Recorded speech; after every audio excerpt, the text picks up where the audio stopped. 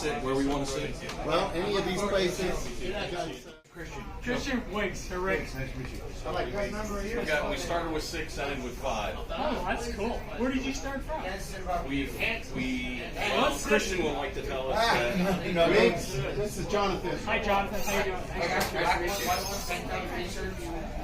So some of us live in the Bay Area. We shipped our bikes up to Seattle. Oh, wow. And we started running down. You guys grab a seat over here. Yeah, Coke and soda water with lime.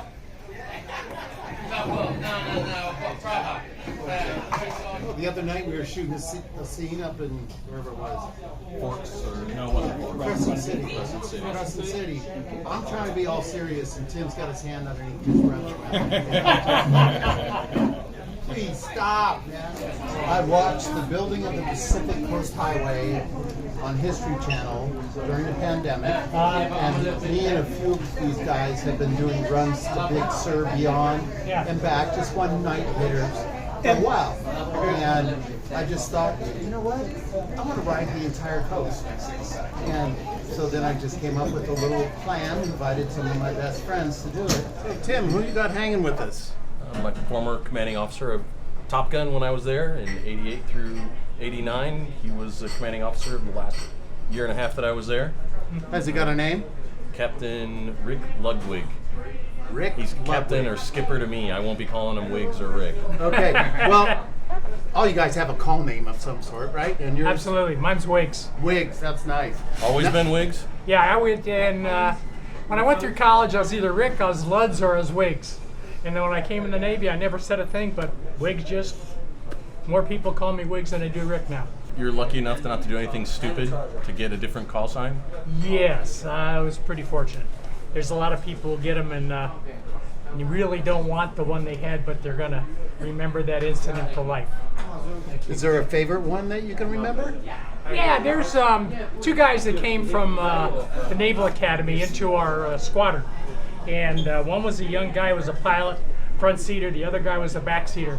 And the first guy's name was Stan O'Connor. And when he came to us, he said, I want to be called Eagle, or I want to be called Talon, or I want to be called Rocket. And the JOs, junior officers in the squadron, who called themselves the MEJOs, marginally effective junior officers, they did a little investigating, and they went to the academy and found out in his record that he was a cheerleader. So, your name is Rah-Rah. This guy got pissed and he hated it, and it stuck like glue. Oh, as soon as you hate it, you got it. The other guy was named Mark Drake, and they did some investigating on him, and they found out he was a cheerleader also, and they called him Pom Pom. And Draco was a good old boy, and guess what his name became? Draco. He just didn't give a shit. So it just kind of evolved, and people call him Draco instead of Pom Pom. So that's, anybody that's got a last name of Beach is Sandy. Anybody that's name is Campbell is Soupy. Anybody that's got a last name of Rhodes is Dusty. Nice. There's some that are givens. Nice. Others you earn. We had a guy in the squadron named Pyro. Was he there when you were there? Yes. He burned his garage down. Oh, had no idea. That's how he got Pyro.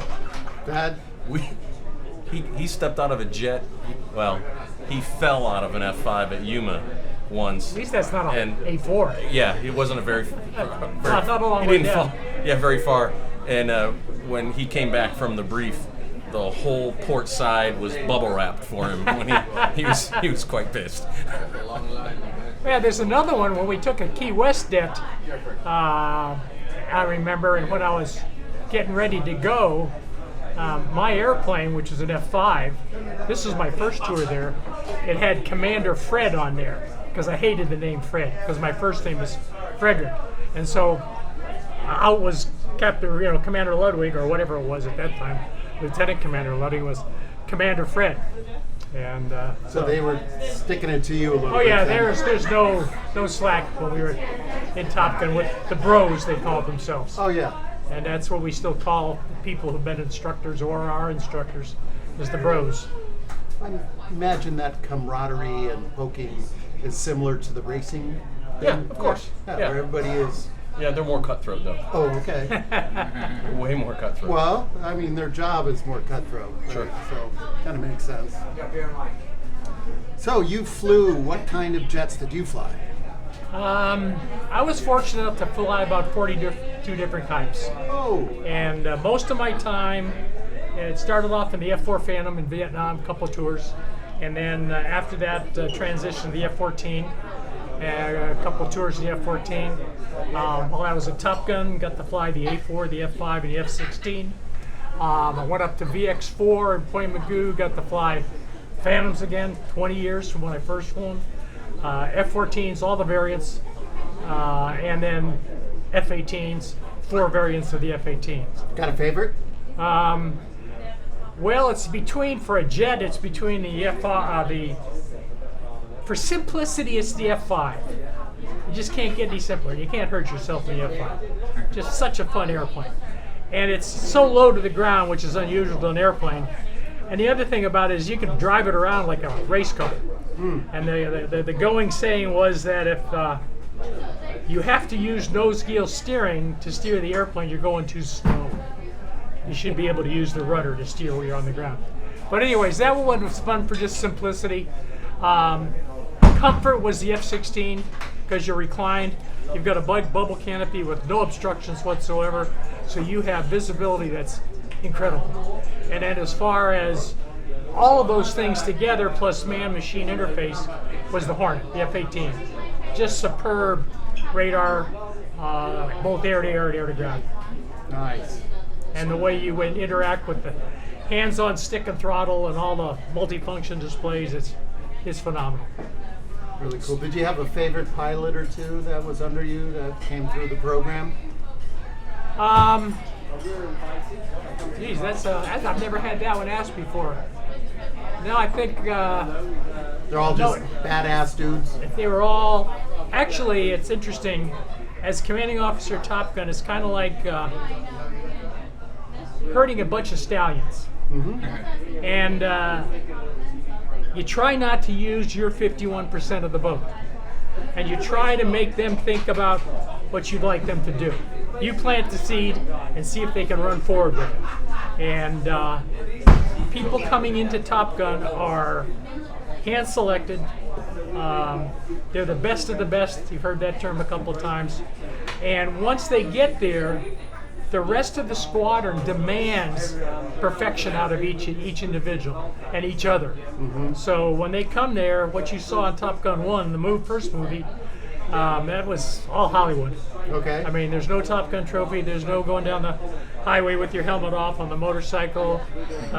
Didn't sing "You Lost That Love and Feeling" in the bar. We never had a Top Gun trophy. I think What about the knocking heads part? knocking heads. There's no place for egos. Okay, so it's team all the way. It is a team. Matter of fact, that goes so far that the primary purpose of Top Gun is to teach other aviators graduate level fighter tactics so that they can go out and then impart that knowledge to somebody else. And there is a level of excellence that's demanded of each other. And if you can't make it, then you're not going to be a Top Gun instructor. And so that's the whole purpose. And they are even more so today, because I've been up there recently a couple of times and got to observe the program and gotten some briefings, and I'm not sure I could make it with what they have going on today. Those guys work their asses off. Plus, they live in Fallon, Nevada, garden spot of the nation. Yeah. But they do have beautiful ranges and a great place to fly, and it's pretty awesome up there. I just told Budman a little bit earlier today about the murder board process. Can you go into that a little bit? Yes. When you come to the become an instructor, there's two things you have to learn how to do. One, you got to make sure you can fly, and you go through a long IUT, instructor under training syllabus, and then you have to take on a lecture, and usually 2 of them. And you have to learn the lecture. You are getting it handed down from a previous instructor, and then you add to it, or it may be a brand new lecture. But you will take 3 or 4 months to get that lecture to the point where you're ready to give it to the instructors, which we call the murder board. And every instructor has to be at the murder board. No one's excused. Doesn't make a difference who's giving the lecture, whether it's Joe Shit the Ragman, the youngest guy in the squadron, or the most junior, or whether it's the skipper. You go through a murder board. Everybody's in the classroom. There's a guy in all four corners of the room to make sure you're talking to the entire audience. There's somebody in the middle who's pulling out his lunch and eating it. See if he'll get you distracted. There's a guy in there who's the duty expert. He'll keep raising his hand looking to ask questions and see if he can get you off your timeline. They have a list of things that they will check off that they're watching you do. Some of them will count your ands, your ohs, your ahs, or whatever your little pet phrase is. Others will look at your uniform, and you'll get a big debrief. It's not. It's rare that a person passes his murder board on the first time. And before he does a murder board, usually he's given the murder board to other guys in the squadron. And hell, my former wife heard my lecture I don't know how many times before I gave it to the guys in the squadron. They require you to take off all your ribbons, and the only thing here is your wings. So the guy in the front of the classroom is not counting how many air medals you have and things like that. Your belt buckle has to be a plain one. Can't have the squadron name on it because they want to, oh, he's in squadron VF-32. I was in VF-32. Not paying attention to the lecture. You have to know everything that's coming on the slides so you don't turn around and look at the slide as you click through whatever the presentation is, so you know exactly what's coming up next. I remember on the very first one I had, I got through it, I don't know how, but at the end they said, you know what, your shoes squeak. And I go, you gotta be shitting me, I just bought brand new shoes and my shoes squeak. And there's another anecdote I'll tell. We had a young lady in the squadron that was the intelligence officer. Her name was Jan Dundas, and her nickname was Struts. And she was called Struts for obvious reasons. And we finally decided it's time for the intelligence officer to give a presentation. And it'll be a female for the first time. So we went through, and she had to go through the murder board. She did a great job. And at the end, I kind of had to dismiss everybody else and say, okay, Jan, I need you to, I'm not sure how to debrief you on this, but when you get up in front of people, you get a little nervous. And when you get a little nervous, I'm not sure how to say this. Could you get 2 round Band-Aids and put them in your bra? And although that sounds funny, if you talk to Jan today, she probably will say it's the best advice I'd ever gotten. Because no one in a lecture would be watching the lecture. They'd be watching her chest. Mm-hmm. So that's kind of the idea of what the murder board is all about. It's all about professionalism. It's all about imparting knowledge and making sure that people can understand it and retain it and then teach it themselves. That's neat. Do you ever have any close calls? I had about 7,000 hours, and I've never had a serious emergency. I've had a hydraulic failure or a blown tire or electrical failure, something like that, but those are always backup systems. What I have had a lot of times, because we've done a lot of air-to-air maneuvering and a lot of maneuvers where we're, 30, 40 airplanes out there at once going in this big fur ball, and I've had what I call, oh my God, passes, where an airplane goes, boom, or you feel a thump and you just go, oh my God. That could have been a midair. Yeah. And that's as close. So I'm very blessed. I got a Top Gun question. Yes. Do you ever get to do a flyby, or is that bullshit? Fly by the tower. The guy did that, Lloyd Abel, and he had to have special permission to go do that. If you did do that, just might as well take your wings and hand them in. Okay. When you finish and do it. Now that doesn't mean that when you're going across country, some people don't do low flybys. Right. And the sad part is a lot of people will do it and try to do a little air show for their parents or their girlfriends or something. We've lost a lot of people running into the dirt because they're not trained, qualified to do that. So I've not done an air show, but I have done a flyby. I did it in my backyard. My father was out there, and it was one pass, so one pass only. I called my mother from where I was taking off, and I was in a Phantom, and I said I'll be down there in 15, 20 minutes, and I wasn't home this weekend. You didn't see me, you don't know what that was, and I almost couldn't find the house because it was such a wooded area because I'd never seen it from the air. So I found the road I lived on out in the woods, huge backyard, came down the road really low and really fast, and then kind of bunted it into the backyard, lit the burners, and then just stood it on its tail and did a bunch of aileron rolls. Nice. And then I left. And the chief of police called my dad and goes, "How come we didn't tell me that Rick was home this weekend?" And then another friend of my brother's, Mark Brophy, calls up, Bill, I didn't know Rick was home this weekend." And an uncle and aunt that lived a little bit of ways, and they go, "Holy mackerel, we could see it over here," him going up in the air. And I'm just going, oh shit. Your dad must have loved it. Oh, he was quite elderly at that time, and Okay. not in great health, and I would say that's probably a real high point for his life. Right And it was on. very special to be able to do that for him. Yeah. I've got a picture of the Phantom going like this, and there's a big ash tree here, and so that's where I was. Awesome. That's good. So along those lines, we're all performance people here, motorcyclists, Yeah. car guys. So the typical questions: the highest you've flown, the fastest you've gone. The highest. And what aircraft? The highest, probably 50, 55, 60,000 feet. The fastest is Mach 2 and F-14. And I'll tell one story about a Mach 2 run. The airplane for the F-14 has things called ramps that move down. And the whole shockwave that starts to develop when you go supersonic out of the intake duct. The engines cannot operate on supersonic air. They have to have subsonic air. So when you're getting up to Mach 2, the ramps are huge duct. You almost could sit up in it. You probably could more than sit up in it. And it comes down to about an opening about that big once you're up at about Mach 2. So I'm there with it. Our airplanes were brand new F-14s.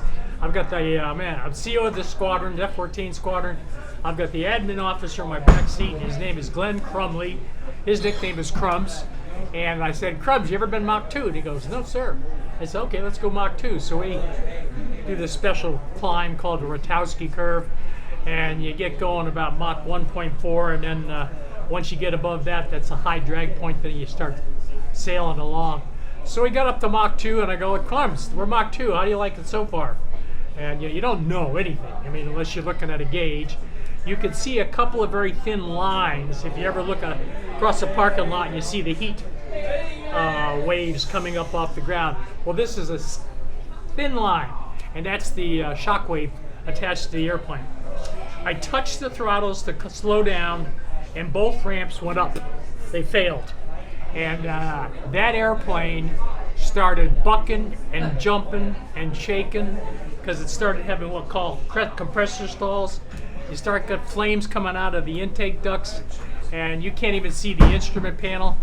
And I said, "Crumbs, how do you like Mach 2 so far?" And he didn't say shit. And I just said, "Don't worry, Crumbs. This will stop, I guarantee you, exactly at Mach 1.2. And so I'm gently easing the throttles back and back and back, and we're slowing down at a Mach 1.2. Boom, engines are running fine. Because that's where the ramps first start to program to keep subsonic air, or keep supersonic air out of the intake ducts. I had no But clue. it had my attention too, because you couldn't see anything. It was quite a ride. We don't have those on our bikes. What's the fastest you've been on your bike?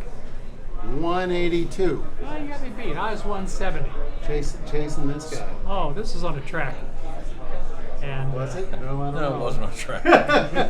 so motorcycling. You're Yeah. the first commanding officer that I had, probably the 6th commanding officer I had, that rode a motorcycle. I saw a motorcycle parked in the CO spot out in front of the hangar. Never saw that before.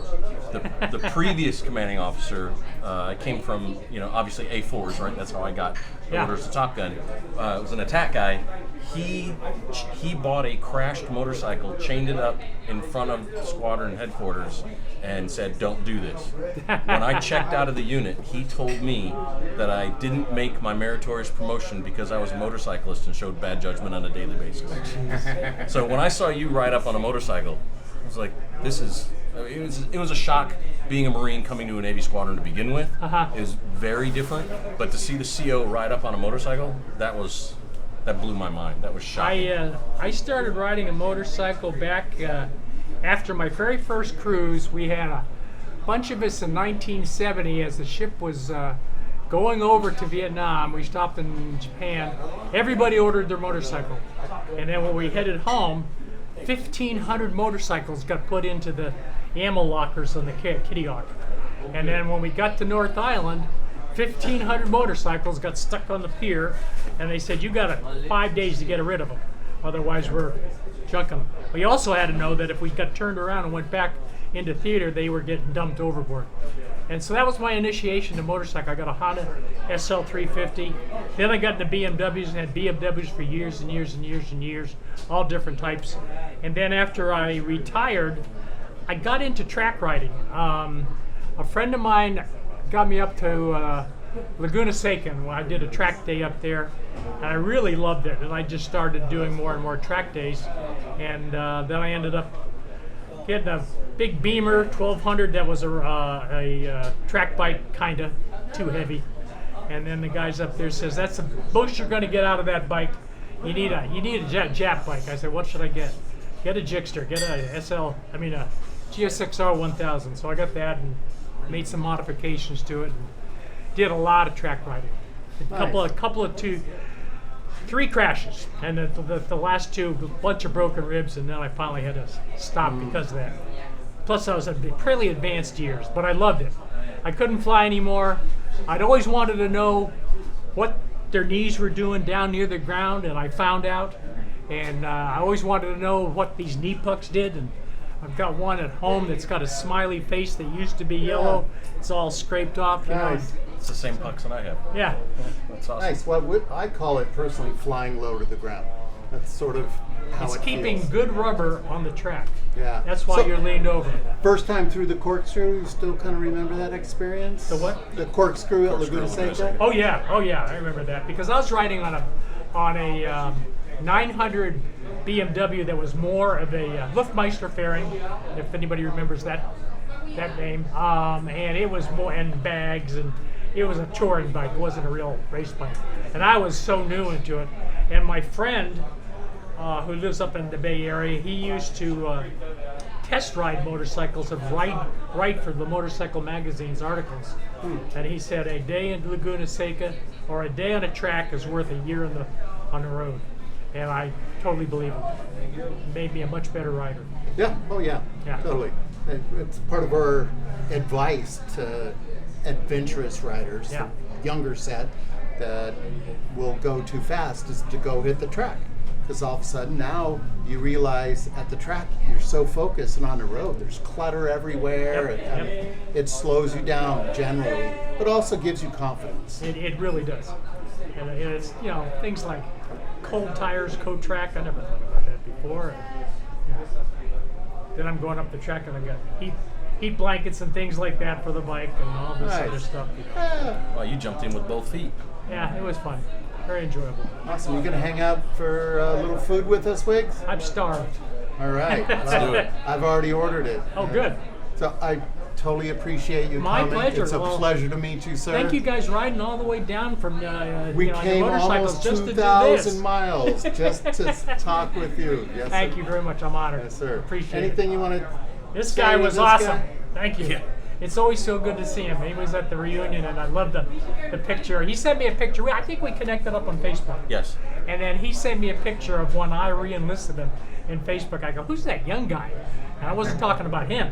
And then we reenacted that picture at the 50th reunion, and he had that in there too, and I was special, Beautiful. very special. It's really neat. Thanks for Thank coming you out, so Skipper. much. Sharp guy. Thank you all. Thank you. Appreciate it.